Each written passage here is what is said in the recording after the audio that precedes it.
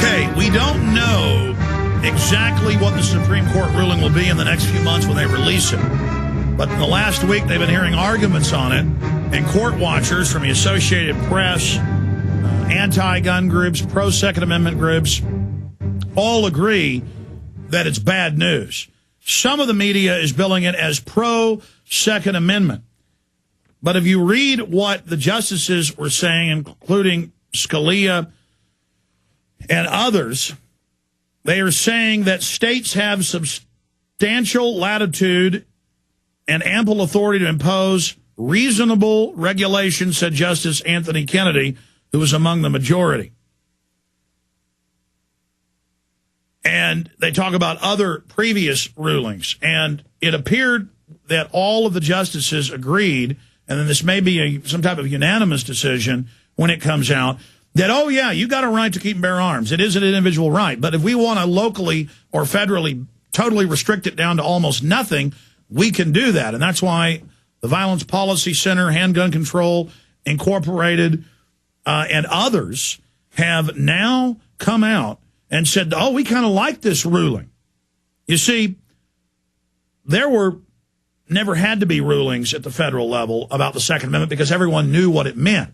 And so when they say there's never been a ruling on the Second Amendment until a year and a half ago with the D.C. versus Heller, and in that case, you know, people's own homes, their businesses, they would be robbed, raped, killed at gunpoint because D.C., New York City, and Chicago all have the highest crime rates in the country because they have absolute gun bans in place for the citizens. And the criminals don't follow the law. And they understand that. And look, it's simple. They want you to be their slaves. They don't want you armed. It's the same all over the world. Every country in the world has banned or is moving to ban and restrict people's right to self-defense. And the police will tell you, all the federal and state courts have ruled over and over again, police have no responsibility to protect you from the commission of a crime, rape, robbery, murder, torture, any of it. They are there to respond after laws have been violated. And that's why in court cases, people sue saying the cops didn't show up for 20 minutes to my 911 call, and, you know, my daughter got killed, and they say, well, they have no responsibility to. We have a responsibility to defend ourselves, and they want us domesticated as a society. So we've gone from, if you looked at polls 30, 40 years ago, people kind of got brainwashed about guns for a while, and it became trendy to be anti-gun until people saw how crime went up when they started restricting guns. And the polls were pretty much 50-50. Now the polls are in the mid-70s, and it's growing every year, where the vast majority of Americans know the Second Amendment is good and want no laws. They don't even want felons barred because they know felons will still have guns regardless. They don't want their rights touched. They want their right to defend themselves back. And they are going to fight in the courts and in the court of public opinion to defend it. And so the government's kind of shut up on the surface about going after guns, but is using the ATF to restrict legal importation of firearms, to harass gun dealers, gun manufacturers, to go after states like Montana and Tennessee and others that are passing laws or have passed laws saying they can manufacture their own guns in their state outside of federal control. Then the feds try to use the Commerce Clause to come in and shut that down and not allow that. So the fight is on for the Second Amendment. The American people know this. That's why, 16 million guns the last year and 3 months since Obama got into office? He got in office 13 and a half months ago, but after he got elected back in November, it's about 16 months. Since then, you've seen 1 million guns a month being sold. You've got over 200 million guns in the country, over 150 million gun owners, and they've got a big problem. Now, anywhere they can, though, where there's not a lobby or anybody to protect the Second Amendment, they're going after it, like the case in Oregon where the guy for years has been importing to their toy store airsoft BB guns. They don't even shoot real BBs. The ATF has no regulatory authority over BB guns. They've now grabbed toy guns that shoot plastic pellets and say there's no law, no judge, no jury. We're just doing what we want. And I played the ATF officer basically saying, well, this gun's scary. It looks like a real gun, so I'm going to ban it because I'm God. kind of like the Austin police chief with the ATF shutting down an 18-year-old gun show with no law, just saying, I feel like it's shut down. But look at Canada. This is from the CBC. Replica guns should be licensed, Safety Council says. Replica guns should be licensed and registered, just like the real thing, says safety advocates and police.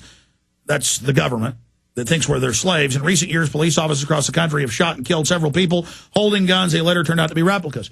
Well, I mean, so take everybody's rights because somebody might be hurt. Again, that's how they do it.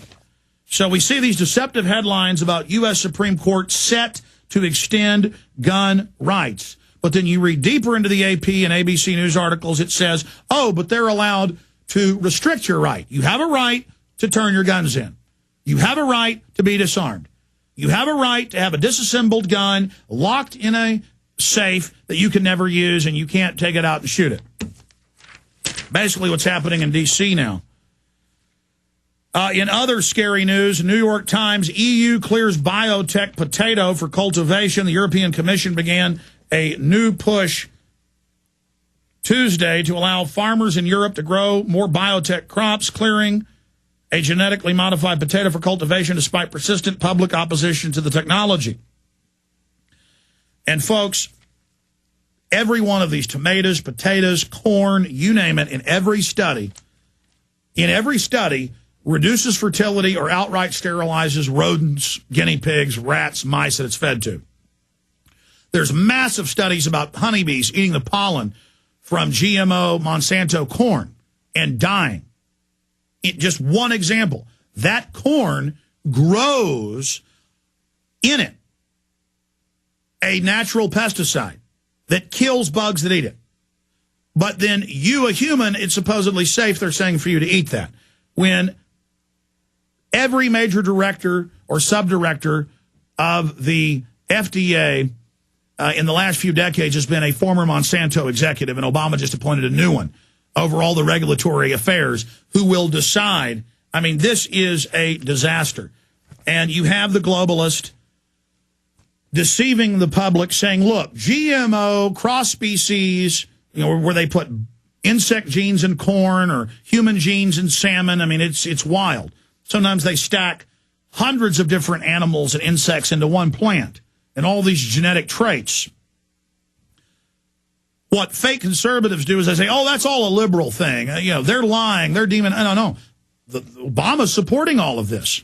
Europe, the people don't want it, but their governments are forcing it on them. It's a nonpartisan issue.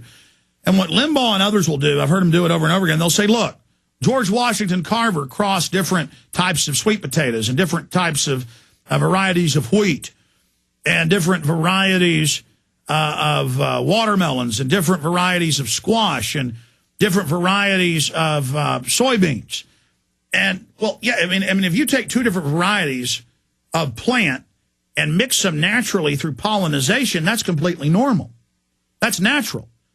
That's like dog breeding. You take different dogs and breed them together to get a new type of breed. You're still dealing with the original genetics of canine familiaris, the dog. When you breed different types of cows with cows, other cows, you're still dealing with the original water buffalo. You're still dealing with the original bovine species. But when you take spider genes and put them into goats, so the udders, the breast of the goat, produce body armor, and the goat is now part spider, or you make pigs part human so you can take their hearts and transplant them in humans. That was done 20 years ago. And it causes new viruses.